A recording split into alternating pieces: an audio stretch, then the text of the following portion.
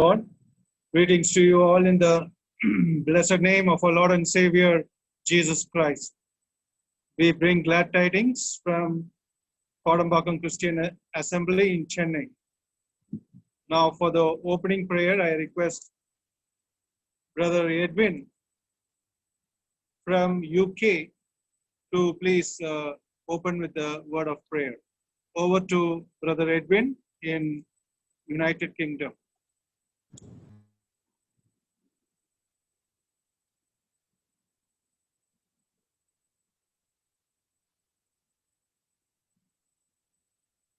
I request Brother Madheshwar. I request Brother Madheshwaran.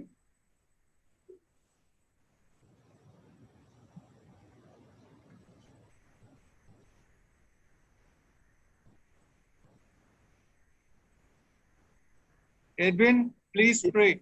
Okay, brother. Our gracious Heavenly Father, we thank you and praise you. We glorify thy name, Lord. Thank you for giving us the privilege to come around this media with thy children to meditate upon thy living word, Lord. Thy living word is every day speaking to each and every individual, to all thy children, those who are redeemed by the precious blood of Jesus Christ. Lord, we pray for Brother Koshi and the translator and the organizer, Brother Santosh Johnson. Bless each and every of thy children. Fill their mind with thy divine spirit and give them thy word. And may we hear thy word speaking through thy Holy Spirit, Lord. Take all the glory and honor to thy name. In the blessed name of our Lord and Savior, Jesus Christ, we pray. Amen. Thank you, Brother Edwin, for the prayer. May God bless you. Now we go to the next session, the singing session. We take the time, we request Brother Paul Raj from Dindigul district to please lead us in the singing.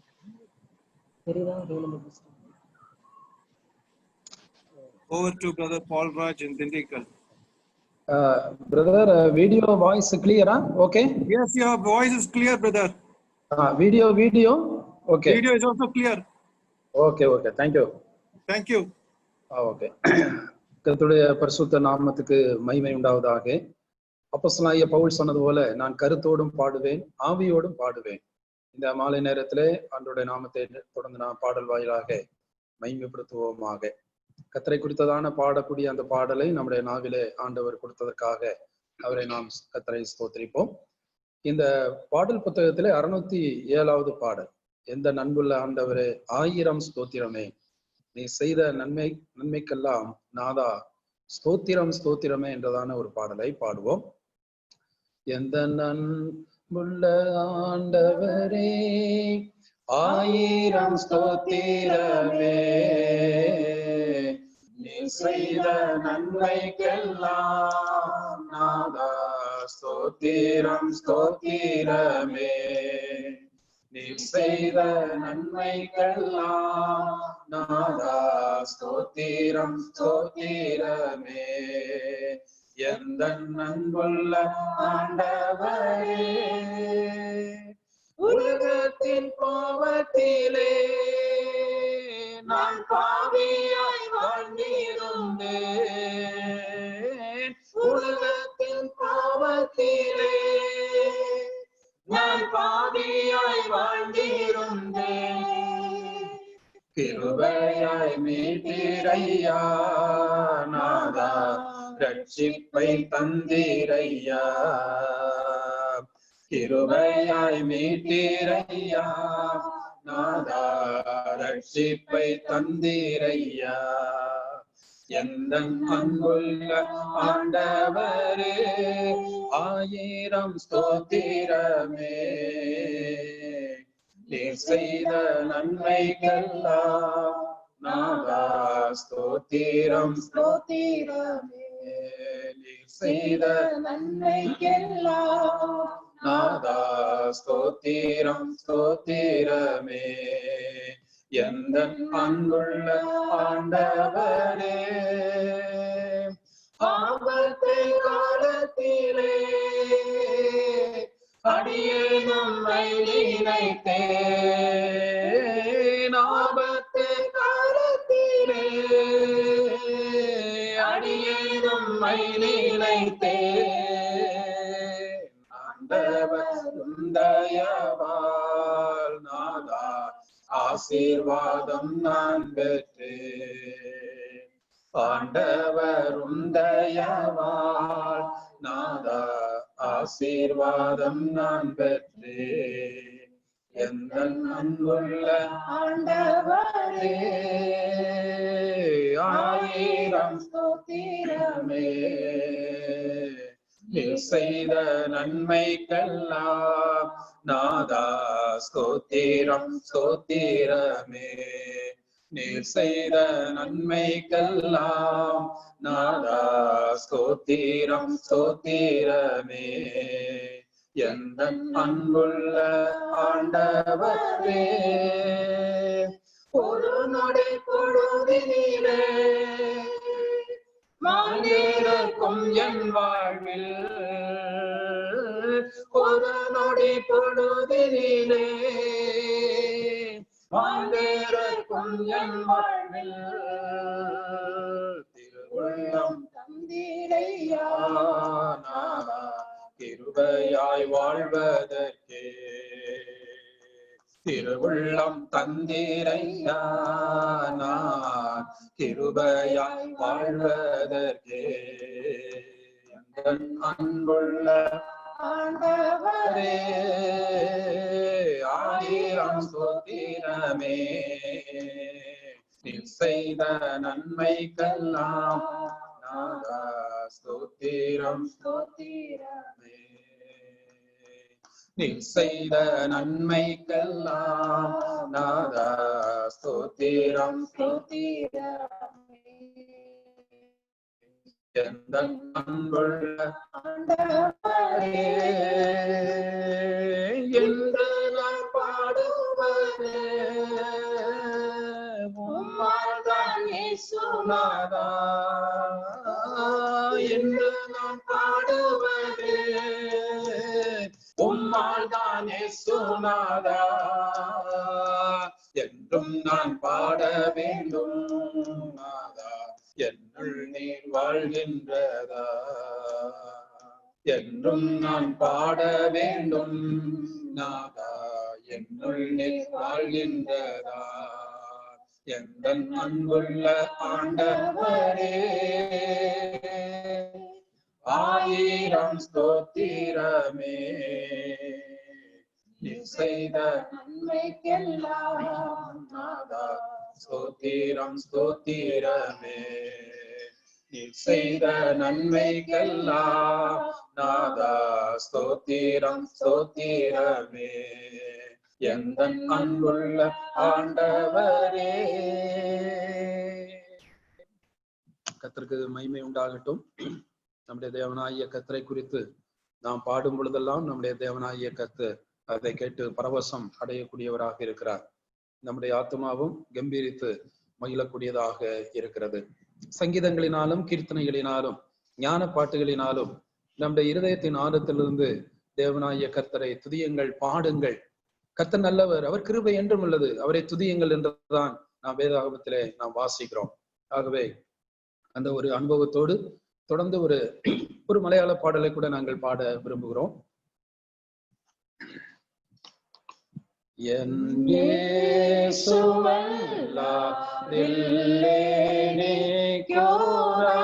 ஆசிரியம் கோவில்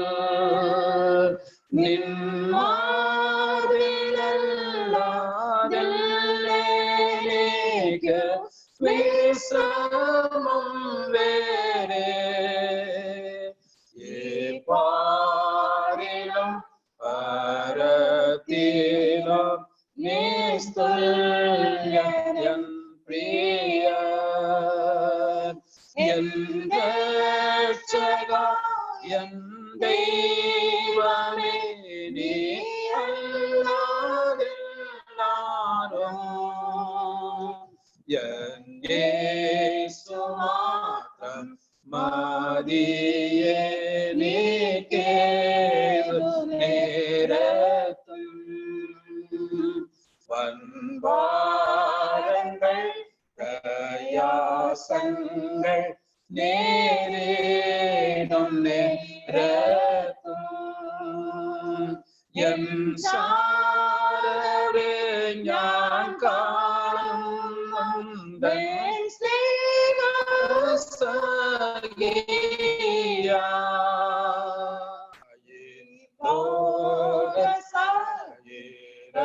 எல்லாரும் மாறி போயானோ என் ரட்சகா என் தெய்வமே நீ அல்லாதெல்லாரும்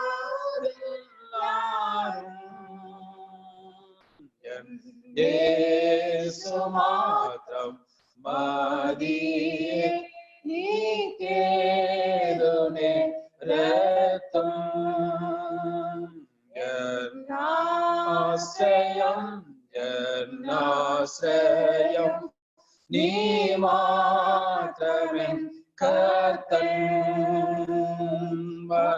மற்றாரிலும் ஞான் காணும் எல்லன் ஆசிரியம் பாரினும் பரத்திலும் நீ மாத்திரம் என் கர்த்தன் என் ரட்சகா என் தெய்வமே நீ அல்லாதெல்லாரும்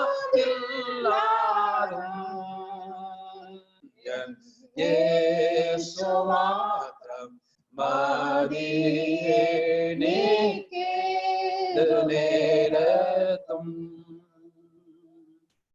இந்த பாடலே நான் பாடினோனமாக எல்லாரும் கைவிட்டாலும் நம்முடைய தேவனாகிய கர்த்தர் நம்முடைய வாழ்க்கையிலே அவர் போதுமானவராக இருக்கிறார். கர்த்தருடைய நாமம் மெய்ப்படுவதாக. Thank you brother. Thank you, Brother Paul Raj, for the songs. We praise God for the songs. We are now going into the next session, and now we again welcome all of you in the most blessed name of our Lord and Savior Jesus Christ, so that the name of the Lord would be glorified through each one of us.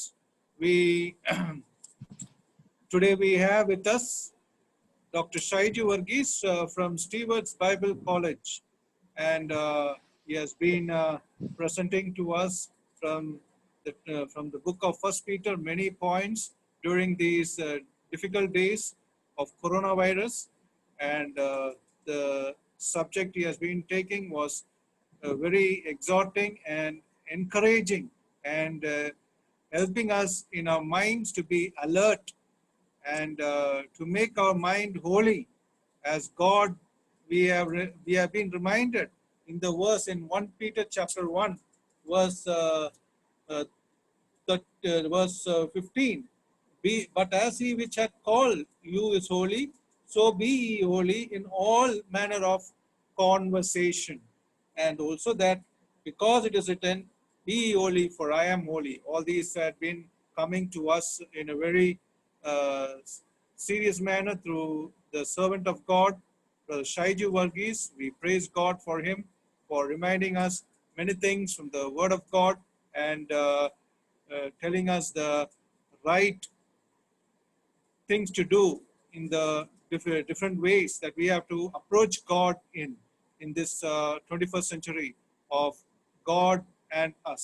How we have to approach God, how we have to live as God expects us to live. So that is what he has been teaching us, and we glorify God for him. Now we have also, along with Shaiju, Brother Silas from Saligramam Christian Assembly in Chennai, and both of these dear servants of God, evangelists, are greatly supporting the Kodambagan Christian Assembly in much, right from the beginning of its inception in December. 2019, and we glorify God for them. And we are now going into the message session, and for the blessing of the message, I request Brother Madheshwaran to please bless the message with a word of prayer. Over to Brother Madheshwaran. Can you hear me, brother? Hello? Can you hear me? Hello? Praise the Lord, brother. Yes, yeah. ஜெபிக்கலாம். அன்பின் பரலோக பிதாவே, ஸ்துதிக்கிறோம். ஆராதமாக உம்முடைய தேவனாகிய கர்த்தாவே. Brother, we cannot hear you. Brother? Yes, brother. Now, can you hear me? No. It is very, very low. Hello? Can you hear me, brother? No? No, brother. Okay, some issues, brother. I request Brother Moses from Sthanapathy Ministries in Chennai to please bless the message with a word of prayer. Over to Brother Moses in Sthanapathy Ministry in Chennai. Hello கேக்குதா? கேக்குதுங்க. Okay. எங்கள் அன்பின் பரலோக பிதாவே, உம்முடைய பரிசுத்த நாமத்துக்காக உமக்கு நன்றி செலுத்துகிற ஆண்டவரே, இப்படியாக இந்த கூடுதலையும் கூட கர்த்தா நீர் எங்களுக்கு ஆசீர்வதித்து கொடுத்திருக்கிற ஸ்தோத்திரம். பல மாதங்களாக தேவரீர் இப்படியாக உடைய மகன் மூலமாக கொடுத்த இந்த உன்னதமான ஸ்லாக்கியத்துக்காக ஸ்தோத்திரம் ஆண்டவரே. இப்படிப்பட்ட ஆன்லைன் ப்ரோக்ராம் நடத்த முடியாத நீர் கொடுத்த உன்னதமான ஸ்லாக்கியத்துக்காக நன்றி செலுத்துகிற ஆண்டவரே. இந்த வேலை கூட கர்த்தா இந்த கூட்டத்தை நீர் ஆசிரிக்க முடியாத அருமையான தேவதாசரை கர்த்தா நீர் எடுத்து பயன்படுத்த முடியாத உடைய கருத்தை போடுகிறோம். கர்த்தர் தாமே நாங்கள் அநேக காரியங்களை கற்றுக்கொண்டு நாம மகிமை கண்டு சாட்சியாக வாழ்வதற்கு எங்களுக்கு கிருபைத்தாங்க ஆண்டவரே. தொடர்ந்து இதுல கேட்கிற ஒவ்வொரு மக்களையும் கூட கர்த்தாவே, ஒரு தேவ ஊழியர்களையும் தேவதாசர்களை நீர் ஆசிரியத்து இந்த நாம மகிமை கண்டு இன்னும் அதிகமாக நாங்கள் நமக்காக சாட்சியாக ஜெயிப்பதற்கு உதவி ஜெபிக்கிறோம். கர்த்தருடைய கருத்துல போடுகிறோம். கர்த்தர் தாமே ஆவியானவர் தாமே நம்முடைய மகனை எடுத்து பயன்படுத்தணும்னா ஜெபிக்கிறோம். கூட்டத்தின் ஆரம்பது கடைசி நம்முடைய கிருபை எங்களோடு கூட இருக்கும்னா ஜெபிக்கிறோம். எல்லாவற்றையும் மீட்பர் ரட்சகமாகிய கிறிஸ்து இயேசுவிலே கேட்கிற பிதாவே, ஆமென்.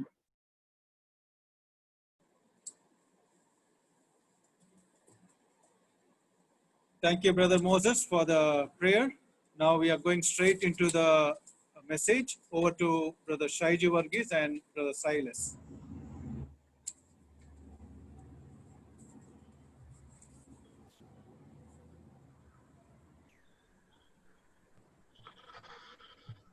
May the name of the Lord be glorified. கர்த்தருடைய நாமம் மகிமைப்படுவதாக. I thank the Lord for this another opportunity to share God's word with you this evening. இந்த மாலைவேளையிலே இன்னும் ஒரு முறையாக உங்களோடு கூட கர்த்தருடைய வார்த்தையை பகிர்ந்து கொள்ளும்படியாக கிடைத்த சந்தர்ப்பத்திற்காக அவருக்கு நன்றி செலுத்துகிறேன். We have been considering from 1 Peter chapter 1. நாம் 1 பேதுரு 1ஆம் அதிகாரத்திலிருந்து நாம் படித்துக் கொண்டு வருகிறோம். And even this evening also we will consider few more thoughts from chapter 1 so that the verses that we discuss may be encouraging for each one of us this evening. மறுபடியுமாக இந்த 1ஆம் அதிகாரத்திலிருந்து இருக்கக்கூடிய இன்னும் சில வசனங்களை நாம் தியானிப்போம். அது இந்த சமயத்திலே நமக்கு உற்சாகத்தையும் பலத்தையும் கொடுக்கக்கூடியதாக காணப்படும். We know that if you are motivated, you can do amazing things in your lives. நீங்கள் உற்சாகப்படுத்தப்படும் பொழுது இந்த உலகத்திலே அற்புதமான காரியங்களை உங்களால் செய்ய முடியும். Why do a college student stay up all the night and work on his computer? ஏன் இந்த கல்லூரி மாணவர்கள் இரவு முழுவதும் அந்த கம்ப்யூட்டரில் இருந்து வேலை செய்கிறார்கள்? As his body or her body may be crying out for sleep, அவர்களுடைய சரீரமானது தூங்கு என்று சொல்லி அங்கே சொல்லுகிறது. but still they continue on because that person must have been motivated by their professor who said that 25% of your mark will be from your project work that you do. அங்கே அவர்களுடைய professor சொல்லுகிறது போல 25% மதிப்பெண்ணானது நீங்கள் செய்யக்கூடிய அந்த project work மூலமாக வரக்கூடியதாக இருக்கிறது. ஆகவே இந்த உந்துதல் மூலமாக இந்த மாணாக்கர்கள் அவ்விதமான அந்த பணியை செய்கிறார்கள். Yes, the motivation for doing it comes from the 25% mark that he is going to get. இந்த உற்சாகமானது அந்த 25% மதிப்பெண் பெறுவதன் நிமித்தமாக அதிலிருந்து அது பிறக்கக்கூடியதாக இருக்கிறது. Why do you go for a morning walk? ஏன் காலை அந்த நடைப்பயிற்சி செல்லுகிறோம்? Why do you do exercise? ஏன் நீங்கள் உடற்பயிற்சி செய்கிறீர்கள்? Your doctor must have said that if you do it, you will have a good health. Doctor சொல்லியிருப்பார்கள், நீங்கள் அதை செய்யும் பட்சத்தில் உங்களுக்கு நல்ல உடல் நிலை இருக்கும் என்று சொல்லுவார்கள். That is what motivation. இதுதானே உற்சாகப்படுத்துதலாக இருக்கிறது. Now, when we ask our children to do something and tell them, if you do it, we will give this. நம்முடைய பிள்ளைகளுக்கு இதை நீ செய்வாய் என்றால் இதை நான் உனக்கு தருகிறேன் என்று நாம் சொல்லும் பட்சத்தில் they will be very eager and excited to do the things because of the motivation. நாம் கொடுக்கக்கூடிய அந்த உற்சாகத்தின் நிமித்தமாக அந்த வேலையை அவர்கள் உற்சாகத்தோடு அவர்கள் செய்கிறார்கள். Yes, when a person is motivated, they will be able to do amazing things in their lives. ஆகவே ஒரு மனிதன் உற்சாகப்படுத்தப்படும் போது அவன் அங்கே அற்புதமான காரியங்களை அவனால் செய்ய முடியும். Now the question this evening is, இந்த சாயந்திர வேளையிலே உள்ள கேள்வி என்னவென்றால், why don't we read our Bibles with consistency and fervency?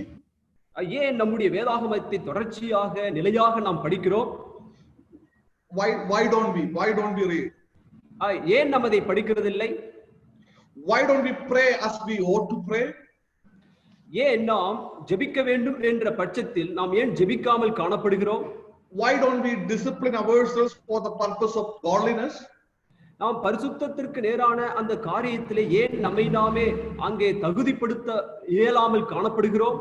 Why don't we strive to be holy people in every area of our lives? ஏன் நம்முடைய வாழ்க்கையின் எல்லா பகுதியிலும் பரிசுத்தத்தோடு வாழ வேண்டும் என்ற அந்த நிலை இல்லாமல் நம்முடைய வாழ்க்கை காணப்படுகிறது? Why our hearts grow cold towards the things of God many times? ஏன் கர்த்தருடைய காரியத்தின்பால் அங்கே குளிர்ச்சியான நிலைமையிலே நம்முடைய வாழ்க்கை காணப்படுகிறது? The answer is, for one or another reason, we lack motivations. அதற்கு இப்படியாக நாம் பதில் சொல்லுவோம் என்றால் உற்சாகமின்மையே அதற்கு காரணமாக இருக்கிறது. Yes, we lack motivations many times. That's the reason why we fail in many areas of our Christian life.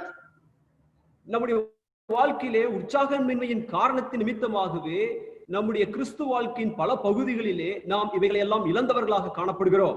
Yes, this evening from 1 Peter chapter 1, we are going to receive some motivations. இந்த 1 பேதுரு 1ஆம் அதிகாரத்திலிருந்து அங்கே நாம் இந்த உற்சாகப்படுத்தலின் காரியத்தை நாம் சிந்திக்க இருக்கிறோம். For what? எதற்காக? Motivation for holy living. பரிசுத்தத்திற்கு நேரான வாழ்க்கைக்காக அந்த உற்சாகப்படுத்துதல். Yes, we were considering about living a different life of holiness in this world. இந்த உலகத்திலே பலதரப்பட்ட அந்த பரிசுத்தமாய் வாழ்தல் என்ற காரியத்தை நாம் சிந்தித்துக் கொண்டு வருகிறோம். In chapter 1 verses 13 to 16, we were considering about a call to live a holy life. அங்கே 1ஆம் அதிகாரம் 13 16 வசனம் வரைக்கும் நாம் பரிசுத்தமாக வாழும்படியாக அழைக்கப்பட்டிருக்கிறோம் என்று நாம் படித்தோம்.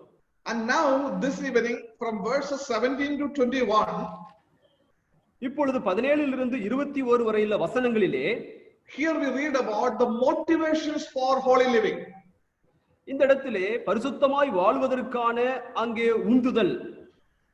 Why a child of God should live a holy life? ஏன் ஒரு தேவனுடைய பிள்ளை அங்கே பரிசுத்தமாக வாழ வேண்டும்? That is what very clearly explained by Apostle Peter in these verses 17 to 21. இந்த 17 21 வசனங்களிலே அப்போஸ்தலனாகிய பேதுருவினாலே அது வலியுறுத்தி காட்டப்பட்டுள்ளது. Three important motivations are very specifically emphasized in this passage. இந்த பகுதியிலே 3 முக்கியமான காரணங்கள் அங்கே பரிசுத்த வாழ்க்கை குறித்து அங்கே அழுத்தி சொல்லப்பட்டுள்ளது. Three motivations for holy living.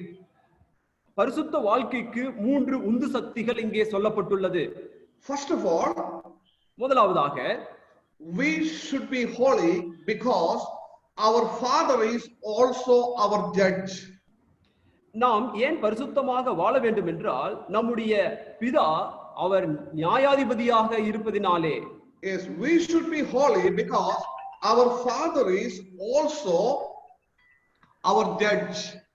நம்முடைய பிதா நம்முடைய நியாயாதிபதியாக இருப்பதினாலே நாம் பரிசுத்தத்தோடு வாழ வேண்டும். That's what we read in verse 17 here. அதைதான் 17வது வசனத்திலே நாம் படிக்கிறோம். Here we read about our God as Father and Judge. இந்த இடத்திலே நாம் பார்க்கும் பொழுது நம்முடைய தேவன் பிதாவாகவும் இருக்கிறார், அவர் நீதிபதியாகவும் இருக்கிறார். So here it is actually a mixed motivation for each one of us. நம் ஒவ்வொருவருக்கும் அங்கே ஒரு கலவையான உந்துதலாக இந்த இடத்திலே சொல்லப்பட்டுள்ளது. Yes, our God is our Father. நம்முடைய தேவன் பிதாவாக இருக்கிறார். At the same time, our God is our Judge. அதே சமயத்திலே நம்முடைய தேவன் நியாயாதிபதியாகவும் இருக்கிறார். Both of these aspects should be motivating each one of us in our holy life. நம்முடைய பரிசுத்த வாழ்க்கையிலே இந்த இரண்டு காரியங்களும் நம்மை உந்தித்தள்ளக்கூடிய சக்தியாக காணப்படுகிறது. Look at the aspect of our God as our Father. அங்கே நம்முடைய தேவன் பிதாவாக இருக்கிறார் என்கின்ற அந்த நிலையிலே பாருங்கள். When we consider our God as our Father, it is a wonderful and encouraging fact in each of our lives. நம்முடைய தேவன் நம்முடைய பிதாவாக இருக்கிறார் என்கின்ற அந்த காரியமானது நமக்கு உற்சாகத்தையும் பலனையும் கொடுக்கக்கூடிய ஒன்றாக இருக்கிறது. When we say that our God is our Father, நம்முடைய தேவன் நம்முடைய பிதாவாக இருக்கிறார் என்று சொல்லும்போது it communicates a lot of things. அது பல காரியங்களை அங்கே உள்ளடக்கினதாக இருக்கிறது. When we say that he is our Father, நம்முடைய பிதா என்று நாம் சொல்லும்போது it means that we are his children. நாம் அவருடைய பிள்ளைகளாக இருக்கிறோம். And it means that we are the object of his special love. அவருடைய அன்புக்கு அங்கே பிரத்யேகமானவர்களாக அல்லது பொருளாக நாம் இருக்கிறோம் என்று அதனுடைய அர்த்தம். It means that there is a special place for us in his heart. அதனுடைய அர்த்தம் என்னவென்றால் அவருடைய இருதயத்திலே நாம் சிறப்பான இடத்தை பிடித்திருக்கிறோம் என்று அர்த்தமாகிறது. We are his own child. நாம் அவருக்கு சொந்தமான பிள்ளைகளாக இருக்கிறோம். He cares for us more than any earthly father cares for their children. இந்த உலகத்தில் இருக்கக்கூடிய பெற்றோர்கள் தங்களுடைய பிள்ளைகளை அங்கே கவனிப்பதை காட்டிலும் அவர் நம்மை அதிகமாக கவனிக்கக்கூடியவராக இருக்கிறார். He is tender with each one of us in a way that we can be intimate with him. அவர் நம்மிடத்திலே மிக நெருக்கமாக வருவதனாலே அதன் நிமித்தமாக நாம் அவரோடு கூட நெருக்கமாக வாழ நாம் இந்த இடத்திலே உற்சாகப்படுத்தப்படுகிறோம். What an encouraging factor it is. இது எவ்வளவு உற்சாகப்படுத்தக்கூடிய ஒரு காரியமாக இருக்கிறது. God is our Father. தேவன் நம்முடைய பிதாவாக இருக்கிறார். But Peter also says that the same one whom we address as Father is the one who impartially judge each one of us according to our works. இங்கே பிதாவாக சொல்லக்கூடிய அவர்தாமே எந்த ஒரு விதத்திலும் பட்சபாதம் இல்லாமல் நம்மை நியாயம் தீர்க்கக்கூடிய நீதிபதியாக அந்த இடத்திலே பேதுரு காட்டுகிறார். Yes, he is our loving Father. ஆம், அவர் நம்முடைய அன்பின் தகப்பனாக இருக்கிறார். But he is also our impartial judge. அதே சமயத்திலே அங்கே பட்சபாதம் இல்லாத நியாயாதிபதியாகவும் இருக்கிறார். Yes, we can know that he loves us and tenderly welcomes each one of us. நம் ஒவ்வொருவரையும் அன்போடு கூட வரவேற்கிறார், அங்கே நேசிக்கிறார் என்பதை நாம் அறிந்திருக்கிறோம்.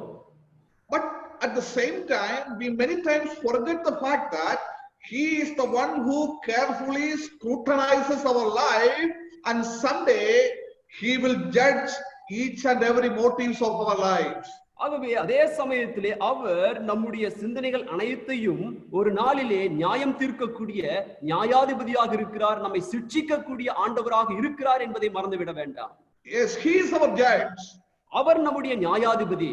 Therefore verse 17 says like this.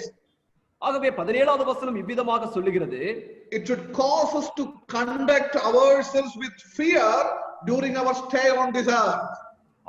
அதன் நிமித்தமாக இங்கே பரதேசிகளாய் சஞ்சரிக்கும் அளவும் பயத்துடனே நடந்து கொள்ளுங்கள் என்று வேதவசனம் சொல்லுகிறது. Is when we know that he is our judge, we need to live with fear in this world. அவர் நியாயாதிபதி என்று அறியும் பட்சத்தில் இந்த உலகத்திலே நாம் பயத்துடனே நடந்து கொள்ள வேண்டும். What is this fear that is mentioned here? இந்த இடத்திலே சொல்லப்பட்டுள்ள அந்த பயம் என்ற வார்த்தையின் அர்த்தம் என்ன? It is not a paralyzing dread or terror.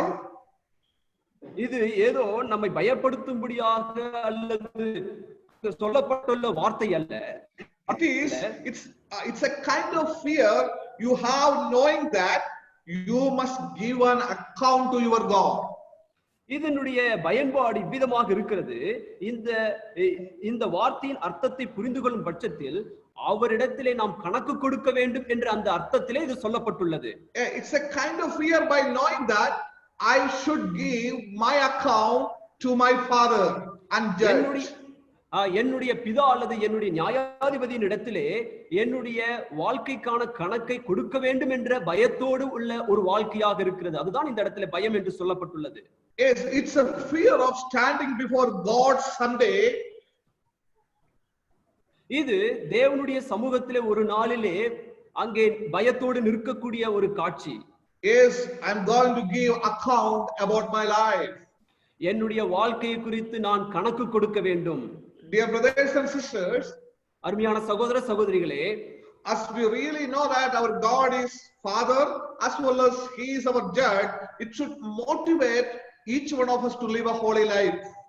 ஆகவே இந்த இடத்திலே நம்முடைய தேவன் பிதாவாகவும் நியாயாதிபதியாகவும் இருக்கிறார் என்கின்ற இந்த காரியமானது இந்த பூமியிலே நாம் பரிசுத்தத்தோடு வாழும்படியாக நம்மை உற்சாகப்படுத்தக்கூடியதாக இருக்க வேண்டும். Now when we read 1 Corinthians chapter 3 verses 12 to 14, 1 கொரிந்தியர் 3ஆம் அதிகாரம் 12 இலிருந்து 14 வரையுள்ள வசனங்களிலே நாம் படிக்கும் பொழுது Paul tells us that our works will be tested by fire at the judgment seat of our Lord Jesus Christ. நம்முடைய கர்த்தராகிய இயேசு கிறிஸ்துவின் அந்த சன்னிதானத்திலே நியாயம் தீர்க்கும் அந்த சமயத்திலே நம்முடைய கிரியைகள் அனைத்தும் அக்னியினாலே பரிசோதிக்கப்படும் என்று சொல்லி அப்போஸ்தலனாகிய பவுல் சொல்லுகிறார். Then he continues to say that if your works remains, we will be rewarded. உங்களுடைய அந்த கிரியைகள் நிலைத்திருக்கும் என்றால் நீங்கள் அங்கே பலனை பெறுவீர்கள் என்று அந்த இடத்திலே சொல்லுகிறார். If your work is burned up, we will suffer loss. உங்களுடைய கிரியைகளானது அங்கே எரிந்து போகும் என்றால் அங்கே நீங்கள் கூலியை பெறமாட்டீர்கள் என்று அங்கே சொல்லுகிறார்.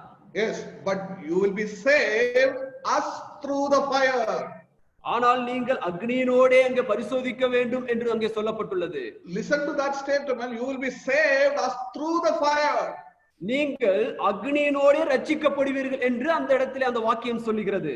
It is difficult to understand the exact meaning of that phrase which is used there. இந்த இடத்திலே சொல்லப்பட்டுள்ள அந்த வாக்கியத்தின் சரியான அந்த அர்த்தத்தை புரிந்து கொள்ளுதல் சற்று கடினமானதுதான். But when you understand the fact of the imagery of going through fire, ஆனால் அந்த இடத்திலே பயன்படுத்தப்பட்டுள்ள அந்த உருவகமாகிய அதாவது நெருப்பினோடே செல்லுதல் என்கின்ற அந்த பயன்பாடானது that should really carry each one of us in relation to our holy living in this world. இந்த உலகத்திலே நம் ஒவ்வொருவரும் இருக்கக்கூடிய அந்த பரிசுத்த வாழ்க்கையை இந்த காரியமானது அங்கே எச்சரிப்பு உண்டாக்கக்கூடியதாக அல்லது பயத்தை கொடுக்கக்கூடியதாக இருக்கிறது. Yes, as through the fire, and when I know that, it should really scary each one of us to live a life that is in fear to glorify our God. ஆகவே நெருப்பினோடே செல்ல வேண்டும் என்கின்ற அந்த காரியமானது நம்மை பயத்திற்குள்ளாக்க வேண்டும். அதன் நிமித்தமாக இந்த உலகத்திலே ஒரு பரிசுத்த வாழ்க்கைக்கு நேராக நம்மை நடத்த அது உதவி செய்கிறது. Yes, many in our personal life magnify the thought that God is our Father. Once again, many magnify the truth that God is our Father. அநேக சத்தியங்கள் தேவன் நம்முடைய பிதா என்று சொல்லி அங்கே சொல்லுகிறது. But let me make it very clear that we should never once again, brother, I cannot hear. Let us not forget the fact that God is also our judge. அதே சமயத்திலே இந்த உண்மையை மறந்து போய்விட வேண்டாம். அவர் நியாயாதிபதியாகவும் இருக்கிறார். Yes, he is our tender, loving heavenly Father. அவர் நம்மிடத்திலே மிக அன்பாக பாசமாக இருக்கக்கூடிய பரலோக பிதாவாக இருக்கிறார். But don't forget the final exam. ஆனால் அதே சமயத்திலே முடிவிலே நடைபெறக்கூடிய பரீட்சையை மறந்துவிட வேண்டாம். He is our impartial judge. அவர் பட்சபாதமற்ற நியாயாதிபதியாக இருக்கிறார். So we live a holy, reverential life towards God by knowing that our Father is also our judge.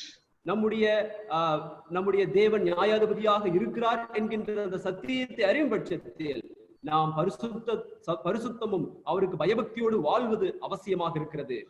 The second important truth which is emphasized here is, இரண்டாவது முக்கியமான காரியமாக இங்கே வலியுறுத்தப்பட்டுள்ளது என்னவென்றால், we should be holy because we are sojourners or pilgrims on this earth.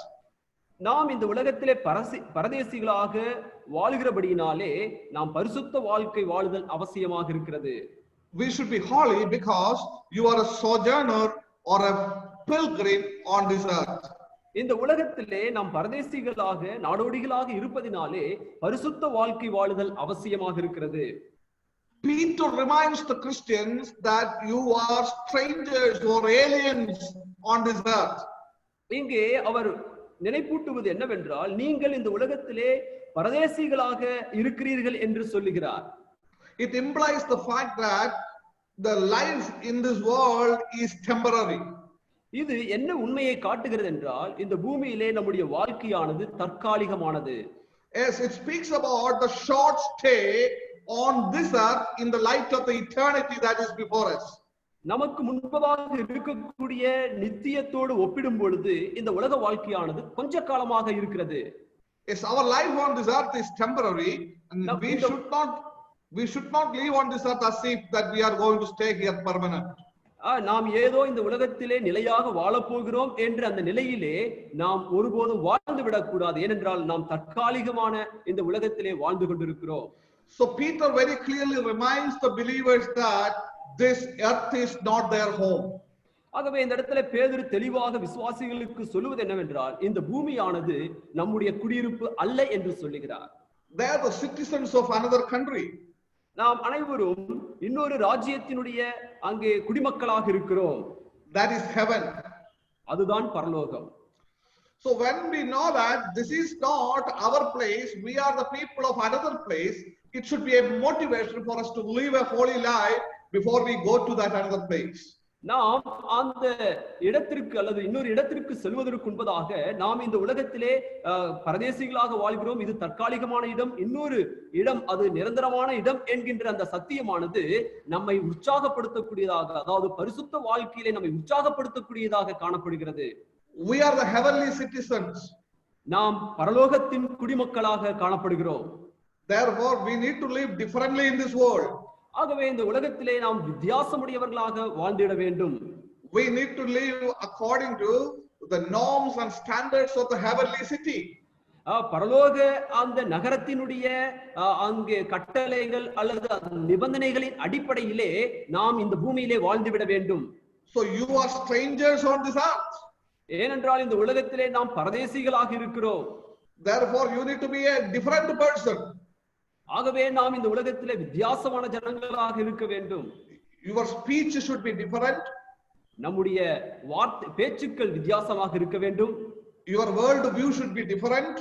நம்முடைய உலக பார்வையானது வித்தியாசமாக இருக்க வேண்டும். Your action should be different. நம்முடைய செயல்கள் வித்தியாசமாக இருக்க வேண்டும். You should not assimilate yourselves into this world because it is not your home. இந்த உலகத்தின் அங்கே காரியத்திற்குள் நம்மை சிக்கிக் கொள்ளக்கூடாது. ஏனென்றால் நாம் இந்த உலகத்திற்குரியவர்கள் அல்ல. You are the citizens of heaven. நாம் பரலோகத்தின் குடிமக்களாக காணப்படுகிறோம். And in fact, later on we read in chapter 2, 1 Peter chapter 2, அதற்கு பிறகாக 2ஆம் அதிகாரத்தை 1 பேதுரு 2ஆம் அதிகாரத்திலே நாம் படிக்கும் பொழுது in verses 11 and 12 Peter says, 11 மற்றும் 12 பேதுரு சொல்லுகிறார், you need to live a different life on this earth because you are the pilgrims. நாம் இந்த உலகத்திலே வித்தியாசமுள்ள வாழ்க்கை வாழ வேண்டும், ஏனென்றால் நாம் இந்த உலகத்திலே பரதேசிகளாக அல்லது நாடோடிகளாக இருக்கிறோம் என்று சொல்லுகிறார். So when we really understand that we are pilgrims on this earth, நாம் இந்த உலகத்திலே பரதேசிகள் என்கின்ற சத்தியத்தை அறியும் பட்சத்தில், when we really understand that we belong to another country, நாம் இன்னொரு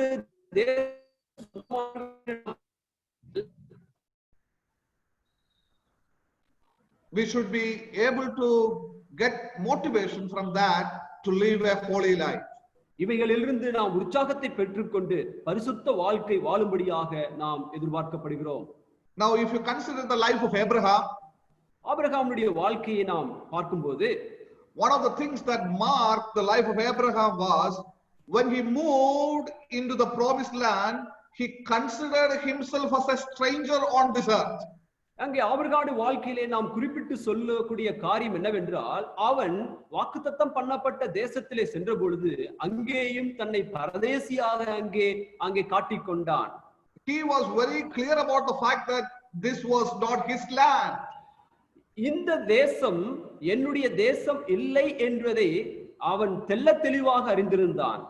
Even when he resided in Canaan, அவன் கானான் தேசத்திலே வசித்த போதும் he considered himself as a stranger by living in a tent.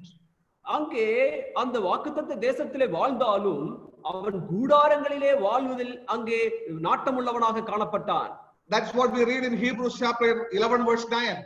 அதைதான் எபிரேயர் 11ஆம் அதிகாரம் 9வது வசனத்திலே நாம் படிக்கிறோம்.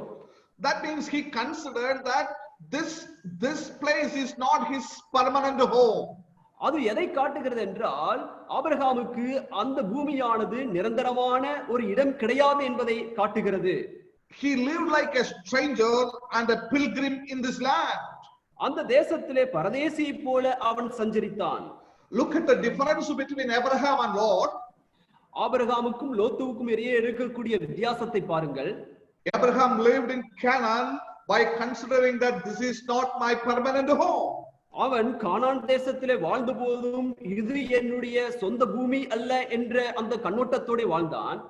But when Lot lived with his family in Sodom, ஆனால் லோத்து சோதோம் பட்டணத்திலே தன்னுடைய குடும்பத்தோடு வாழ்ந்தபோது they tried to make it as their own home. அது தங்களுடைய சொந்த இடமாக அங்கே பாவித்து அங்கே வாழ்ந்தான். It became the part of their heart. அவர் தங்களுடைய வாழ்க்கையின் ஒரு பகுதியாக அது மாறிவிட்டது. Yes, what happened later in the life of Lot and his family helps us to understand that that was the result of their attachment towards this world. அதற்கு பின்பதாக லோத்துவும் அவனுடைய குடும்பத்திலும் ஏற்பட்ட நிலை எதை விளக்குகிறது என்றால், அவன் அந்த உலகத்தோடு அந்த இடத்தோடு கொண்டிருந்த அந்த உறவை அந்த இடத்திலே வெளிப்படுத்துகிறது. But Abraham lived as a stranger. ஆனால் ஆபிரகாமோ அங்கே சஞ்சாரியாக வாழ்ந்தான். My dear brothers and sisters, என்னுடைய அருமையான சகோதர சகோதரிகளே, are you living as a stranger in this world or are you making this world as your home? இந்த உலகத்திலே நாம் சஞ்சாரிகளாக வாழ்கிறோமா அல்லது இந்த உலகத்தை நாம் சொந்தமாகிறவர்களாக இருக்கிறோமா? If you carefully look at Hebrews chapter 11 verse 16, எபிரேயர் 11ஆம் அதிகாரம் 16வது வசனத்தை நீங்கள் கவனித்து பார்ப்பீர்கள் என்றால், the expressions that are used there are so exciting. அந்த இடத்திலே சொல்லப்பட்டுள்ள வலியுறுத்தப்பட்டுள்ள அந்த வார்த்தைகள் நம்மை மிகவும் உற்சாகப்படுத்தக்கூடியதாக இருக்கிறது. Abraham was eagerly longing for a better city, better country. அங்கே ஆபிரகாம் இதை காட்டிலும் மேலான தேசத்தை அவன் வாஞ்சித்து நாடினான் என்று சொல்லப்பட்டுள்ளது. He was eagerly looking for a heavenly home. அங்கே பரலோக வீட்டை ஆர்வத்தோடு அவன் வாஞ்சியோடு எதிர்பார்த்தான். That expectation motivated him, that realization motivated him to live a God-fearing holy life in this world. இந்த ஒரு சத்தியமானது அவன் தேவனுக்கு பயத்தோடு வாழும்படியான அந்த பரிசுத்த வாழ்க்கையை அவனுக்கு ஏற்படுத்தி கொடுத்தது. My dear brothers and sisters, என்னுடைய அருமையான சகோதர சகோதரிகளே, how about your life this evening? இந்த சாயந்திர வேளையிலே உங்களுடைய வாழ்க்கை எப்படி இருக்கிறது? Are you living in this world as a stranger or are you trying to make this world as your home? இந்த உலகத்திலே சஞ்சாரிகளைப் போல நீங்கள் வாழ்கிறீர்களா அல்லது இந்த உலகத்தில் சொந்தம் கொண்டாடுகிறவர்களாக நீங்கள் இருக்கிறீர்களா? So when I know that my life in this world is a short life in comparison to the eternity, நித்தியத்தோடு இந்த உலக வாழ்க்கையை நாம் ஒப்பிடும் பொழுது இது மிகவும் குறுகிய வாழ்க்கை என்று நாம் அறியும் பட்சத்தில் I should be able to get motivation to live a holy life in this world. இந்த காரியமானது நம்மை உற்சாகப்படுத்தி இந்த பூமியிலே பரிசுத்த வாழ்க்கை வாழும்படியாக நம்மை பலப்படுத்தக்கூடியதாக இருக்க வேண்டும். Yes, we should be holy because our Father is also our judge. நாம் பரிசுத்தமாக வாழ வேண்டும் ஏனென்றால் நம்முடைய தேவன் நம்முடைய பிதாவாக இருக்கிறார். Number 2, we should be holy because you are a stranger and a pilgrim on this earth. நாம் பரிசுத்தத்தோடு வாழ வேண்டும் ஏனென்றால் இந்த உலகத்திலே நாம் சஞ்சாரிகளாக பரதேசிகளாக காணப்படுகிறோம். The third motivation we read in verses 18 onwards. 18வது வசனத்திலிருந்து 3வது அங்கே உற்சாகப்படுத்தும் காரியம் சொல்லப்பட்டுள்ளது. We should be holy because God redeemed us by an infinite cost. அங்கே தேவன் நம்மை அங்கே விலை மதிக்க முடியாத காரியத்தின் மூலமாக நம்மை ரட்சித்திருப்பதனாலே நாம் பரிசுத்தத்தோடு வாழும்படியாக உற்சாகப்படுத்தப்படுகிறோம். We should be holy because God redeemed us at an infinite cost. அங்கே விலை மதிக்க முடியாத அந்த காரியத்தினாலே ஆண்டவர் நம்மை ரட்சித்திருப்பதனாலே நாம் பரிசுத்தத்தோடு வாழும்படியாக உற்சாகப்படுத்தப்படுகிறோம். If you carefully look at verse 18, 18வது வசனத்தை கவனித்து பாருங்கள். Paul reminds us something that we know. அங்கே நாம் அறிந்த ஒரு காரியத்தை அங்கே ஞாபகப்படுத்துகிறார். But something that we forget. ஆனால் சிலவற்றை நாம் மறந்து விட்டோம் என்று சொல்லுகிறார். Yes, this is a fact that we know but we forget. இந்த சத்தியமானது நாம் அறிந்திருக்கிறோம் ஆனாலும் மறந்தவர்களாக இருக்கிறோம். Yes, what is that truth? அந்த சத்தியம் என்ன?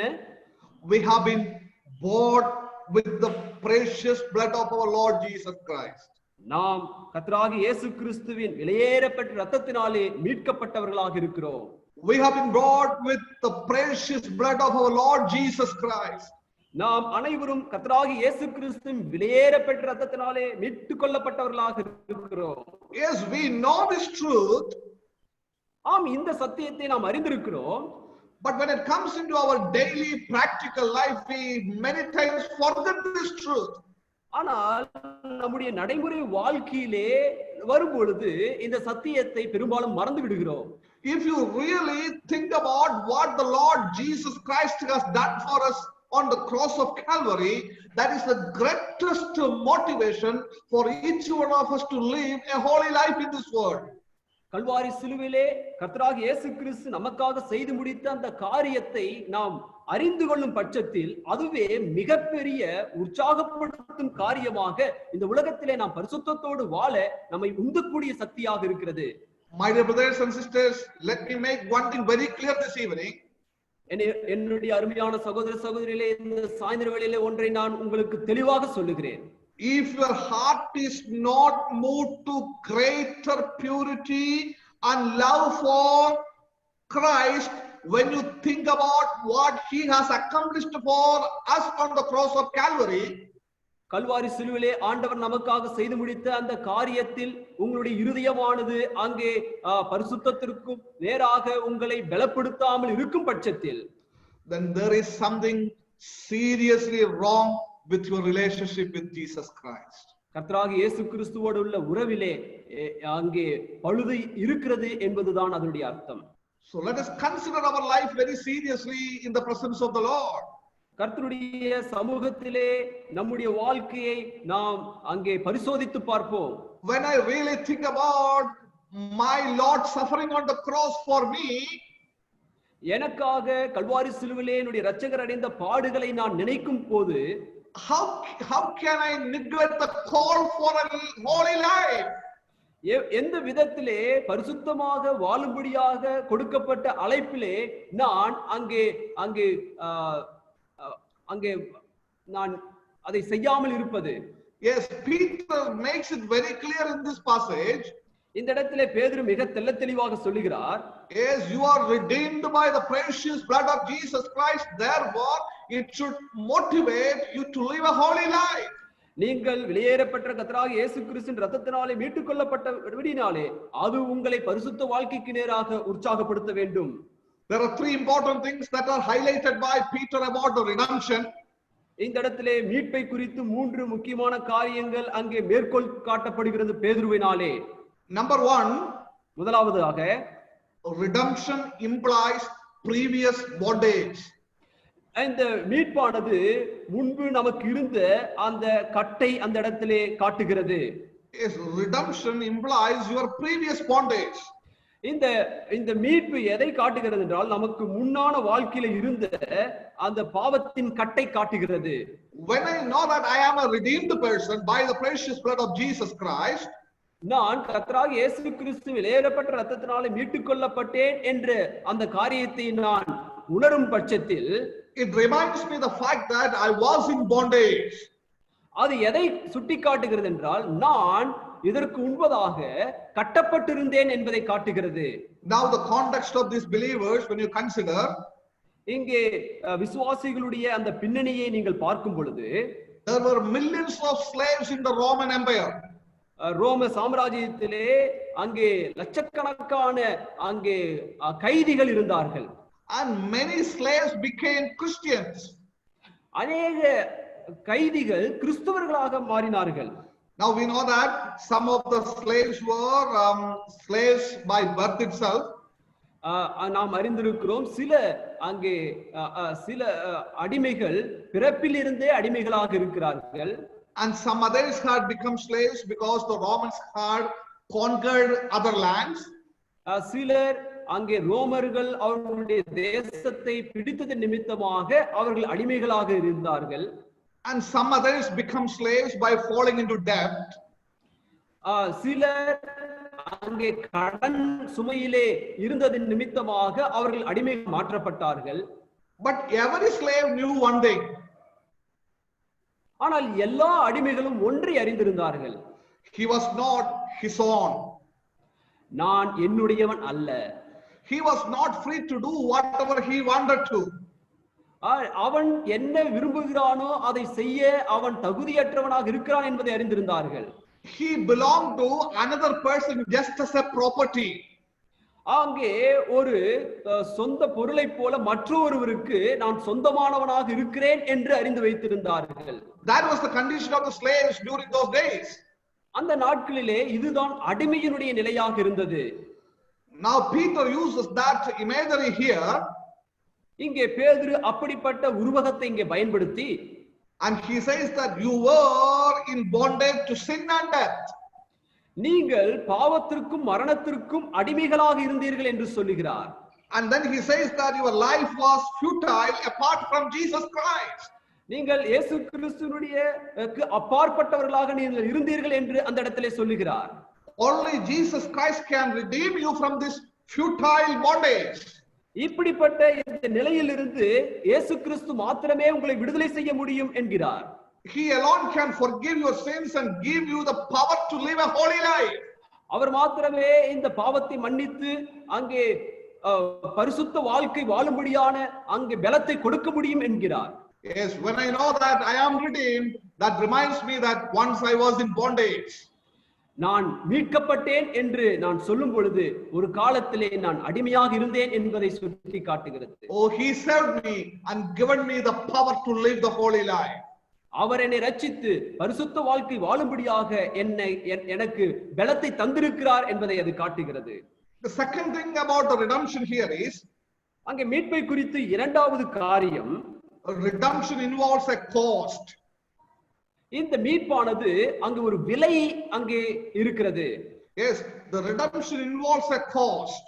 அங்கே மீட்புக்கு அதாவது மீட்புக்கு அங்கே ஒரு பொருள் அதாவது விலை இருக்கிறது. Yes, a slave in the Roman times could be redeemed by paying certain amount of silver or gold. அங்கே ரோம சாம்ராஜ்யத்திலே ஒரு அடிமை மீட்கப்படுவான் என்றால் ஒரு குறிப்பிட்ட அங்கே தங்கத்தையோ வெள்ளியோ கொடுத்து அங்கே மீட்கலாம். Yes, the world values those metals, silver and gold. அங்கே அங்கே அந்த உலகத்தினுடைய அந்த மதிப்பானது, அதாவது வெள்ளியிலும் பொன்னிலும் அங்கே காணப்பட்டது. Yes, they are among the imperishable metals. That is the world's concept about silver and gold. இந்த வெள்ளியும் பொன்னையும் குறித்து உலக பார்வை எப்படி இருந்தது என்றால், அழியாத ஒரு பொருள் என்று அங்கே அவ்விதமாக நினைத்தனர். But look at the expression here, what Peter uses. ஆனால் இங்கே பேதுரு பயன்படுத்தக்கூடிய வார்த்தையை பாருங்கள். Yes, the world views silver and gold as imperishable metals. அங்கே உலகமானது இந்த வெள்ளியும் பொன்னையும் அழியாத ஒரு வஸ்துவாக அங்கே சித்தரிக்கும் பொழுது, How Peter calls it? அதை பேதுரு எவ்விதமாக அழைக்கிறார்? Oh, Peter calls it as perishable things. அங்கே பேதுரு அழிவுள்ள வஸ்து என்று குறிப்பிடுகிறார். Yes, Peter says that they are perishable things and they are cheap in comparison to the precious blood of our Lord Jesus Christ. கர்த்தராகிய இயேசு கிறிஸ்துவின் விலையேறப்பெற்ற இரத்தத்தோடு ஒப்பிடும் பொழுது இவைகள் மிகவும் விலை குறைந்ததும் அழிவுள்ளதுமாக இருக்கிறது என்கிறார். Yes, in man's eye, gold and silver, they are imperishable. அங்கே மனிதனுடைய பார்வையிலே வெள்ளியும் பொன்னும் அழிவற்ற ஒன்றாக இருக்கிறது. But Peter calls them as perishable in comparison to the precious blood of our Lord Jesus Christ. ஆனால் பேதுரு கர்த்தராகிய இயேசு கிறிஸ்துவின் வெளியேறப்பெற்ற இரத்தத்தோடு ஒப்பிட்டு அவைகள் அழிவுள்ளது என்று சொல்லுகிறார். Oh, praise the Lord, we are bought by the precious blood of our Lord Jesus Christ. ஆண்டவராகிய இயேசு கிறிஸ்துவுக்கு நாம் நன்றி செலுத்துவோம். ஏனென்றால் அங்கே அழிவில்லாத விலையேறப்பெற்ற இரத்தத்தினாலே நாம் மீட்டுக் கொள்ளப்பட்டிருக்கிறோம். That's the cost of our redemption. இதுதானே நம்முடைய மீட்பினுடைய விலைக்கிரயமாக இருக்கிறது. Now, when we continue to live in sin, நாம் தொடர்ச்சியாக பாவத்திலே வாழும் பட்சத்தில் it is unthinkable. அது நம்மால் நினைத்து கூட பார்க்க முடியாத ஒன்று. Why? Because he has paid such a price for sin, and still we are continuing in that sin. Once again, brother, cannot. Because he has paid such a price, his blood itself, as a price for our sins. ஏனென்றால் அவர் தன்னுடைய சொந்த இரத்தத்தையே கொடுத்து நம்மை விலைக்கு மீட்டிருக்கிறார், வாங்கி இருக்கிறார். We are redeemed at an infinite cost. நாம் விலை மதிப்பற்ற ஒரு காரியத்தினாலே நாம் மீட்டுக் கொள்ளப்பட்டிருக்கிறோம். Then how can you commit sin for which Christ shed his precious blood? ஆகவே எதற்காக ஆண்டவர் தம்முடைய சொந்த இரத்தத்தை சிந்தினாரோ அந்த காரியத்திலே நாம் எப்படி இருப்பது? How can you continue in sin? எப்படி நாம் தொடர்ச்சியாக அந்த பாவத்திலே நிலைத்து வாழ்வோம்? So that is something should motivate each one of us this evening to follow our Lord as holy people. ஆகவே இந்த காரியமானது நம்முடைய ஆண்டவரை பின்பற்றும்படியாக பரிசுத்தத்தோடு வாழும்படியாக நம்மை உற்சாகப்படுத்தட்டும். Yes, redemption implies our previous bondage. இந்த மீட்பானது நம்முடைய முந்தின அடிமைத்தனத்தை வெளிப்படுத்துகிறது. Redemption involves cost. இந்த மீட்பானது அங்கே விலையை அங்கே காட்டுகிறது. And the third important thing about the redemption here is, மூன்றாவது இங்கே உள்ள அந்த மீட்பினுடைய காரியம் என்னவென்றால், redemption is of God. மீட்பு தேவனுடையது. Yes, redemption comes from the Lord. ஆம், மீட்பு தேவனிடத்திலிருந்து வரக்கூடியதாக இருக்கிறது. Yes, Peter is very much aware about the tendency in a proud human heart to boast in their own achievements. இங்கே பேதுரு நன்றாக அறிந்திருக்கிறார், மனிதனுடைய இருதயத்திலே அவர்களுடைய சொந்த காரியத்தின் மூலமாக, கிரியின் மூலமாக நடைபெறக்கூடிய காரியத்தின் அங்கே பெருமை மேட்டுமையை அறிந்தவராக இருக்கிறார். That is a natural tendency in every human being. ஒவ்வொரு மனிதனுக்குள்ளும் இருக்கக்கூடிய இயற்கையான சுபாவமாக அது இருக்கிறது. But now when it comes into the redemption, Peter makes it very clear, no. Redemption is totally from God. ஆனால் இந்த இடத்திலே மீட்பு என்ற அந்த காரியத்தில் வரும்பொழுது இவைகள் ஒன்றும் இல்லை என்று சொல்லி அது முற்றிலுமாக தேவனுடையது என்று வலியுறுத்தி காட்டுகிறார். Peter makes it very clear that God himself planned this redemption before we have sinned. நாம் பாவம் செய்வதற்கு முன்னதாகவே தேவன் இந்த மீட்பின் திட்டத்தை நிறைவேற்றி விட்டார் என்பதை அங்கே சுட்டி காட்டுகிறார். God has executed his plan at the proper time for each one of us. அங்கே நம்ம ஒவ்வொருவருக்காக இந்த மீட்பின் திட்டத்தை சரியான நேரத்திலே அவர் செய்து முடித்தார் என்று காட்டுகிறார். And God has completed this plan by raising Jesus Christ from the dead and giving him glory. அங்கே இயேசு கிறிஸ்துவை மரணத்திலிருந்து எழுப்பி அவருக்கு மகிமையை கொடுத்து இதை நிறைவேற்றி முடித்தார் என்று சொல்லுகிறார். Redemption is completely the work of God. மீட்பு முற்றிலுமாக தேவனுடையதாக இருக்கிறது. And complete redemption is accomplished by the work of our Lord Jesus Christ on the cross of Calvary. இந்த மீட்பினுடைய முழு காரியமும் கர்த்தராகிய இயேசு கிறிஸ்துவினாலே கல்வாரி சிலுவையிலே செய்து தீர்த்தாய் விட்டது. Therefore, Apostle Peter makes it very clear to the believers that you need to live a holy life by knowing how precious the redemption that you enjoy in your lives. உங்கள் வாழ்க்கையிலே இந்த வெளியேறப்பெற்ற இந்த மீட்பை அங்கே உணரும் பட்சத்தில் அது உங்களுக்கு இருக்கிறபடினாலே நீங்கள் இந்த பூமியிலே பரிசுத்தத்தோடு வாழ வேண்டும் என்று பேதுரு இந்த இடத்தில் வலியுறுத்துகிறார். God has redeemed us at an infinite cost, that is the precious blood of Jesus Christ. அங்கே இயேசு கிறிஸ்துவின் வெளியேறப்பெற்ற இரத்தத்தினாலே பிதாவாகிய தேவன் நம்மை அங்கே விலை மதிப்பற்ற காரியத்தின் மூலமாக நம்மை மீட்டிருக்கிறார். Oh my dear brothers and sisters, ஆகவே என்னுடைய அருமையான சகோதர சகோதரிகளே, this evening it should be a time for each one of us to consider our life very seriously in the presence of the Lord. தேவனுடைய சமூகத்திலே நம் ஒவ்வொருடைய வாழ்க்கையும் மிக கண்ணும் கருத்துமாக நாம் பார்க்க வேண்டியது அவசியமாக இருக்கிறது. It is not just God has called you for a life of holiness. ஏதோ தேவன் நம்மை பரிசுத்தமாய் வாழும்படியாக அழைத்தார் என்று மட்டுமல்ல. Instead, he motivates you. He encourages you to live a holy life this evening. அதே சமயத்திலே இந்த சாயந்தர வேளையிலே நாம் பரிசுத்தத்தோடு வாழும்படியாக நம்மை உற்சாகப்படுத்துகிறார், உந்தக்கூடியவராக அவர் காணப்படுகிறார். The first motivation is, முதலாவது அங்கே நம்மை உந்தக்கூடிய சக்தி என்னவென்றால், when I know that my God is my Father, at the same time he is my judge, it should motivate me to live a holy life. முதலாவது என்னுடைய தேவன் பிதாவாக இருக்கிறார், அதே சமயத்திலே அவர் நீதிபதியாக இருக்கிறார் என்கின்ற அந்த உண்மையானது நாம் அங்கே பரிசுத்தத்தோடு வாழும்படியாக நம்மை உற்சாகப்படுத்தக்கூடியதாக இருக்கிறது. Yes, he is my Father. அவர் என்னுடைய பிதா. He is loving and caring Father. அவர் அன்புள்ள என்னை பராமரிக்கக்கூடிய பிதா. But don't forget the final exam. ஆனால் அதே சமயத்திலே அங்கே இறுதி நியாய தீர்ப்பை மறந்து விட வேண்டாம். He is our impartial judge, unto whom we should give the account of our works. பட்சபாதமற்ற நியாயாதிபதியாக இருப்பதினாலே நாம் அனைவரும் அவரிடத்திலே கணக்கு ஒப்புவிக்க வேண்டும். So we should live with a holy reverence towards him and please him through our lives. ஆகவே நாம் அவரிடத்திலே பரிசுத்த பயபக்தியோடு அதன் மூலமாக பரிசுத்த வாழ்க்கை மூலமாக நாம் அங்கே அவரை மகிமைப்படுத்த வேண்டும். Number 2, இரண்டாவதாக, we should be holy because you are a stranger in this world. நாம் பரிசுத்தத்தோடு வாழ வேண்டும், ஏனென்றால் நாம் இந்த உலகத்திலே சஞ்சாரிகளாக இருக்கிறோம். This is not your home. இது நம்முடைய வீடு அல்ல. Your time is very short in this world. இந்த உலகத்திலே நம்முடைய காலங்கள் மிக குறைவாக இருக்கிறது. As you look at the situation of coronavirus around us, everybody really understand how short our living in this world is.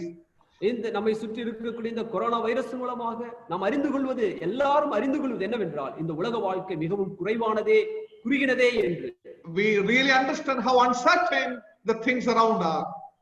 நம்மை சுற்றி இருக்கக்கூடிய காரியங்கள் எந்த அளவிற்கு நிஜமற்றதாக இருக்கிறது என்பதை நமக்கு வெளிக்காட்டுகிறது. Yes, dear brothers and sisters, ஆகவே அருமையான சகோதர சகோதரிகளே, our life is short in this world. இந்த உலகத்திலே நம்முடைய வாழ்க்கை குறுகினதாக இருக்கிறது. But there is an eternity ahead of us. ஆனால் நமக்கு எதிராக ஒரு நித்தியம் இருக்கிறது. Oh, if you live as holy in this world, that will really help us to be happy all through the eternity with our God. நாம் இந்த உலகத்திலே பரிசுத்தத்தோடு வாழும் பட்சத்தில் நாம் நித்தியத்திலே சந்தோஷத்தோடு தேவனோடு கூட வாழக்கூடிய அந்த மகிழ்ச்சியை நமக்கு தருகிறது. Just as Abraham, let us eagerly long for the heavenly city. இந்த ஆபிரகாமை போல அந்த பரம தேசத்தை நாம் எதிர்நோக்கினவர்களாக காணப்படுவோம். And that should be a motivation for us to live a holy life. நாம் பரிசுத்தத்தோடு வாழ்வதற்கு இது நம்மை உற்சாகப்படுத்தக்கூடியதாக இருக்கிறது. And the third important thing, மூன்றாவது முக்கிய காரணம், and we should be holy because of the redemption that is accomplished for us by paying an infinite cost. அங்கே விலை மதிப்பற்ற அந்த காரியமானது நமக்காக செலுத்தப்பட்டிருப்பதனாலே அங்கே நாம் பரிசுத்தத்தோடு வாழும்படியாக உற்சாகப்படுத்தப்படுகிறோம். Precious blood of Jesus was shed for each one of us to redeem us from our bondage. நம்முடைய அடிமைத்தனத்திலிருந்து நாம் மீட்கப்படும்படியாக இயேசு கிறிஸ்து வெளியேறப்பட்ட இரத்தமானது அங்கே சிந்தப்பட்டுள்ளது. If we are not moved to live a holy life by knowing the great work of our Lord Jesus Christ on the cross of Calvary, Kalvari சிலுவிலே நமக்காக செய்து முடித்த அந்த காரியம் நம்மை பரிசுத்த வாழ்க்கைக்கு நேராக உற்சாகப்படுத்தவில்லை என்றால், then there is something wrong, tragically wrong in each of our relationship with our God. நாம் தேவனோடு கூட இருக்கக்கூடிய அந்த உறவிலே ஒவ்வொரு உறவிலும் ஏதோ பிரச்சனை இருக்கிறது என்பதுதான் அதனுடைய அர்த்தம். Consider our life this evening. இந்த சாயந்தர வேளையிலே நம்முடைய வாழ்க்கையை சற்று சீர்தூக்கி பார்ப்போம். How much are we really encouraged to live a holy life? எந்த அளவிற்கு நாம் பரிசுத்த வாழ்க்கை வாழும்படியாக உற்சாகப்படுத்தப்படுகிறோம். If you have listened these words very seriously, may the word of God really encourages each one of us to live a holy life in this world. இந்த வார்த்தையை நீங்கள் கவனித்து கேட்டிருப்பீர்கள் என்றால் உண்மையாலுமே இந்த வார்த்தைகள் நாம் பரிசுத்த வாழ்க்கை வாழும்படியாக நம்மை உற்சாகப்படுத்தட்டும். Yes, let us fearfully and carefully live a holy life for His glory in this world. இந்த உலகத்திலே அவருடைய நாம மகிமைக்காக பரிசுத்த வாழ்க்கையை ஜாக்கிரதையோடு நாம் பயத்தோடு வாழுவோம். May His name be glorified. அவருடைய திருநாமம் மகிமைப்படுவதாக. Amen. Amen.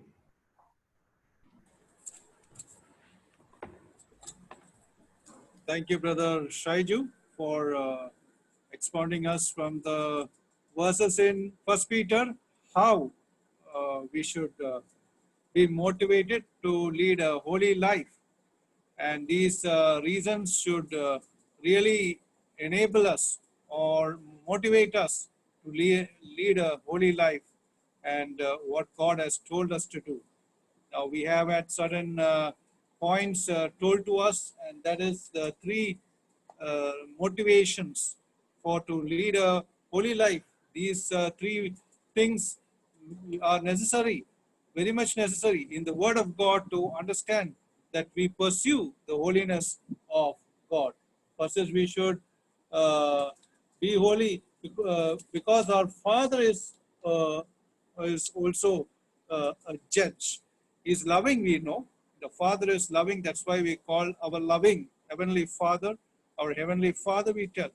He is loving, but at the same time, He is a judge.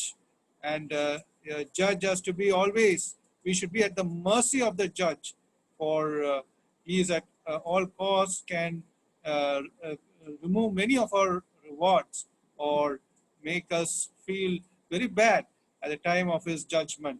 And then we come to understand that we are not a permanent people in this world, that we are sojourners, that we are not permanently, we are strangers in this world, and we are not permanently staying here. The best example is the coronavirus. Already 3 months have passed by, but people are unable to go out. Many parts of the places in this world are locked down. And the thing is, now they have realized how short the life is. Life is very short, and we have to be very careful to understand. As believers, the non-believers will not understand these facts, but as believers, we should understand that we are strangers and not permanent people in this world, and we are citizens of the heaven. And the third thing that should lead us, motivate us to lead a holy life is because we are bought with a precious thing. That is, we are redeemed people, and an infinite cost has been paid for that. So this should lead us to lead, all these 3 points should lead us to live a holy life, a life that is worth living, a life that is worth being noted as a Christian in this world. And one of the points that we should understand is to live as holy, to live for God is holy. And the holiness of God is a first and prominent fact or truth that stays all across the Word of God, the holiness. And only in the New Testament we see that God is more loving, and though He's loving all the time, but the holiness of God we see always it is. So we have to be very careful that we maintain the holiness before God. And the redemption, we have seen some points as the redemption involves previous bondage. We were slaves to the Satan, that we should not forget that the slavery that we were experiencing with the Satan was tremendous. In all our sin, we were in bondage. So the redemption work has brought us out of the slavery and made us as a children of God. And now, second is redemption involves a cost. A great high prices had been paid, and it's a very great high price. Though it is free of cost, the salvation is a free of cost gift to us, as we read in Ephesians chapter 2, verse the first 8, in the 8th verse or so, that redemption is a gift. Salvation is a gift. It's a gift of God, but a great high prices had been paid on the cross of Calvary for that redemptive work. And the redemption third is of God Himself, that we should understand. So it is very precious. So these points should make us realize that redemptive work is extremely and very important, and the most important in our life. And holiness, also living a holy life, is also very important, because only when we are holy, whatever we do, it pleases God. Whether we go and worship God, it pleases if we are holy. Whether we are telling a gospel, it pleases God if we are holy. And whether we are at the Bible study, it pleases God if we are holy. So holiness is very important. Let us strive to be motivated. Let us be motivated to become more holier in the presence of God. With these thoughts which Brother Shaiju has brought, it is very wonderful. We glorify God for him, the Spirit of God moving him. And we thank every one of you for coming in, and also Brother Silas from Saligram Christian Assembly for translating the message from English to Tamil.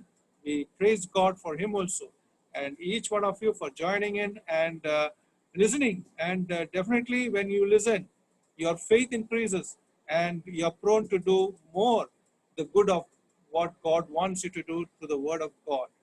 That's what the Word of God tells, hearing, and we read that in Romans chapter 10. So hearing brings a lot of faith. Hearing to the Word of God increases our faith. So there's one good thing that we are able to do these days is through this media. And so let us praise God for that also. So once again, we thank all of you for joining in. And for the closing prayer, I request Brother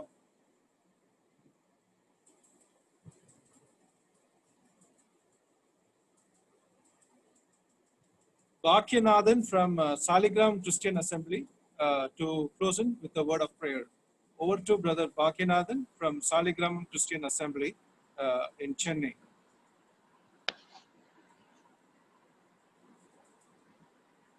ஜெபம் செய்வோம். பரலோகத்தில் இருக்கின்ற எங்கள் பிதாவே, உம்மை துதிக்கிறோம், ஸ்தோத்திரிக்கிறோம் கர்த்தாவே. வானத்திலும் பூமியிலும் சகல அதிகாரம் படைத்த தேவனே, உமக்கு ஸ்தோத்திரம் செலுத்துகிறோம். உன்னதத்தில் வாசமாக இருக்கிறவரே, உமக்கு ஸ்தோத்திரம் செலுத்துகிறோம். பரிசுத்தரே பரிசுத்தரே பரிசுத்தரே என்று உம்மை துதிக்கிறோம், ஸ்தோத்திரிக்கிறோம் கர்த்தாவே. ஆண்டவரே, இந்த நாளிலும் கர்த்தாவே, நாங்கள் இந்த ஜூம் ஆப் மூலமாக உம்முடைய ஜீவனுள்ள வார்த்தைகளை நாங்கள் தியானிக்க முடியாத கிருபை கொடுத்ததற்காக நமக்கு நன்றி செலுத்துகிறோம். அருமையான சகோதரன் கர்த்தாவே, சேஜி வர்கீஸ் மூலமாக நீர் கொடுத்த வார்த்தைகளுக்காக நன்றி செலுத்துகிறோம். அருமையான சத்தியத்தை கர்த்தாவே நீர் கொடுத்ததுக்காக நன்றி செலுத்துகிறோம். ஜீவனுள்ள வார்த்தைகளை பரிசுத்த ஆவியானவர் மூலமாக நீர் பேசினதற்காக உமக்கு ஸ்தோத்திரம் செலுத்துகிறோம். ஆண்டவரே, அருமையான சகோதரர் ஆண்டவரே சைலஸ் மூலமாக அதை தமிழாக்கம் செய்ததற்காக அவருக்கு ஸ்தோத்திரம் செலுத்துகிறோம். ஆண்டவரே, இந்த நாட்களிலே கட்டக்கூடிய நாட்களிலே ஆண்டவருடைய ஜீவனுள்ள வார்த்தைகள் கிடைக்காத நாட்களிலே ஆண்டவரே நீ இப்படிப்பட்ட ஆப் மூலமாக ஆண்டவரை எளிதாக நாங்கள் இருக்கிற இடத்திலேயே கர்த்தாவே உம்முடைய ஆவிக்குரிய மன்னாவை கொடுத்ததற்காக நமக்கு ஸ்தோத்திரம் செலுத்துகிறோம். வல்லமுள்ள தேவன், சர்வ வல்லமுள்ள தேவன், பரிசுத்தமுள்ள தேவன், எங்களுடைய பிதாவாகிய நீர் கர்த்தா இருப்பதற்காக நமக்கு நன்றி செலுத்துகிறோம். ஆண்டவரே, நாங்கள் பரிசுத்தமாக வாழ வேண்டும் என்று நாங்கள் 1 பேதுரு 1 அதிகாரத்தில் நாங்கள் தியானித்தோம். ஆண்டவர், அருமையான சகோதரன் மூலமாக நீர் ஆவிக்குரிய வார்த்தைகளை நீ கர்த்தாவே நீர் எடுத்து உபயோகப்படுத்துவதற்காக நன்றி செலுத்துகிறோம். அந்த பரிசுத்தமான வாழ்க்கை வாழ வேண்டும். ஏனென்றால் ஆண்டவர் நீர் எங்களுக்கு தகப்பனாகவும் நீரே எங்களுக்கு நியாயாதிபதியாகவும் இருக்கிறீர் என்று நாங்கள் தியானித்தோம். ஆண்டவர், இந்த வாழ்க்கை கொஞ்ச நாட்கள் மிகவும் குறுகிய வாழ்க்கை என்று நாங்கள் பார்க்கிறோம். ஆகவே நித்திய வாழ்க்கை ஆண்டவர் பரலோக வாழ்க்கை எங்களுக்கு முன்பாக இருக்கிறது என்று நாங்கள் பார்த்தோம். ஆண்டவரே, வெள்ளினாலும் பொன்னினாலும் மீட்டுக் கொள்ளாமல் ஆண்டவரே ஆட்டுக்குட்டி இயேசு கிறிஸ்துடைய ஆட்டுக்குட்டியாருடைய ரத்தத்தினால் நாங்கள் மீட்டுக் கொண்டோம் என்று நீங்கள் அறிந்திருக்கிறீர்களே என்று நாங்கள் பார்த்தோம். ஆண்டவர், பேர்பட்ட ஜீவனுள்ள வார்த்தைகள் எங்களுக்கு உற்சாகம் கொடுக்கக்கூடியதாக இருக்கிறது. ஆண்டவர், இந்த வாழ்க்கையாக நாங்கள் இப்பொழுது கர்த்தாவே பரதேசியாக வாழ்ந்து கொண்டிருக்கின்றோம். ஆண்டு நாங்கள் கர்த்தாவின் உலகத்திலே பரதேசியாக சுற்றி தெரிந்து கொண்டிருக்கிறோம். ஆனால் கர்த்தாவே, எங்களுக்கு நித்தியமான உலகம், நித்தியமான வாழ்க்கை, பரலோக வாழ்க்கை ஆண்டவரை இயேசு கிறிஸ்து மூலமாக அவருடைய ரத்தத்தினாலே எங்களுக்கு கொடுக்கப்பட்டதற்காக நன்றி செலுத்துகிறோம். எங்களை மீட்டெடுத்திருக்கிறேன். இயேசு கிறிஸ்து நாமத்தினாலே பாவ மன்னிப்பு உண்டு கர்த்தாவே என்று நாங்கள் அவர் தீர்க்கதரிசி எல்லாரும் அவர் குறித்து சாட்சி பார்த்தாலும் பார்க்கிறோம். ஆகவே கர்த்தாவே, இப்பேற்பட்ட சாக்கியத்தை நாங்கள் பரலோக வாசிகளாக மாற்றுவதற்காக உங்களுக்கு ஸ்தோத்திரம் செலுத்துகிறோம். எங்கள் பாவத்தை மன்னித்ததற்காக உங்களுக்கு ஸ்தோத்திரம் செலுத்துகிறோம். உங்களுடைய சொந்த பிள்ளையாக மாற்றிக்கொண்டதற்காக ஸ்தோத்திரம் செலுத்துகிறோம். எங்களை அனுதினமும் வழிநடத்துவதற்காக உங்களுக்கு ஸ்தோத்திரம் செலுத்துகிறோம். உங்களுடைய ஜீவனுள்ள மன்னாவை இப்போதும் கர்த்தாவை கொடுத்ததற்காக உங்களுக்கு ஸ்தோத்திரம் செலுத்துகிறோம். ஆண்டவர், எங்களுடைய தேவைகள் எல்லாமே சந்திப்பதற்காக உங்களுக்கு ஸ்தோத்திரம் செலுத்துகிறோம். நாங்கள் ஜீவனே இருப்பது ஒரு சுத்த கிருபை கர்த்தாவே, அதற்காக உங்களுக்கு ஸ்தோத்திரம் செலுத்துகிறோம். ஆண்டவர், அனுதினமும் ஆண்டவர் எங்களை தினந்தோறும் எங்களை ஆண்டவர் வழிநடத்துகிறதே, அதற்காக உங்களுக்கு ஸ்தோத்திரம் செலுத்துகிறோம். ஆண்டவர், இந்த கொரோனா காலத்தில் கர்த்தாவே எங்களுக்கு எங்களுக்கு தேவை எல்லா பாதுகாப்பையும் நீ படத்திலிருந்து தருவதற்காக தரிசிக்கிறோம். எனக்கு ஒத்தாசை வரும் பருவத்துக்கு நேராக எங்கள் கண்களை ஏறெடுக்கிறோம் கர்த்தாவே. ஆண்டவர், எங்களை கைவிடாமல் தொடர்ந்து காத்துள்ளோம். ஆனால் இந்த ஜூம் மூலமாக ஆண்டவரை கலந்து கொண்டிருக்க ஒவ்வொரு கர்த்தரை பிள்ளைகளும் பரிசுத்தவாங்க ஒவ்வொருவரும் ஆசீர்வாதத்தை பாதுகாத்துக் கொள்ளுமா ஜெபிக்கிறோம். இந்த செய்திகள் எங்கள் ஒவ்வொருவருக்கும் மிகவும் பிரயோஜனமாக எங்கள் வாழ்க்கையில் கர்த்தா நாங்கள் கடைபிடிக்கும்படிக்கு எங்களுக்கு திரும்ப செய்ய வேண்டுமா ஜெபிக்கிற கர்த்தாவே. ஆண்டவரே, உங்களுடைய நாமத்தை மகிமைப்படுத்திக் கொள்ளும். உங்களுடைய நாமத்தை உயர்த்தி பிடிக்கும்படிக்கு எங்களுக்கு திரும்ப செய்துள்ளோம். ஆண்டு உண்மையை நாங்கள் நம்பி இருக்கிறோம். எங்களை கைவிடாது காத்துக்கொள்ள வேண்டுமா ஜெபிக்கிற கர்த்தாவே. அருமையான இந்த ஜூம் ஆப் மூலமாக இந்த செய்திகளை இந்த பைபிள் செய்திகள் நடத்தும்படியான கிருபைகளை ஆண்டவரே கோடம்பாக்கம் சபையாருக்கு கொடுத்ததற்காக நன்றி செலுத்துகிறோம் கர்த்தாவே. அருமையான சகோதரர் சந்தோஷ் அவர்களுக்கு கொடுத்த இந்த கிருபைகளுக்காக உங்களுக்கு ஸ்தோத்திரம் செலுத்துகிறோம். அவரை ஆசிரியருக்குமா ஜெபிக்கிறோம். கோடம்பாக்கம் சபையார் ஆசிரியருக்குமா ஜெபிக்கிறோம்.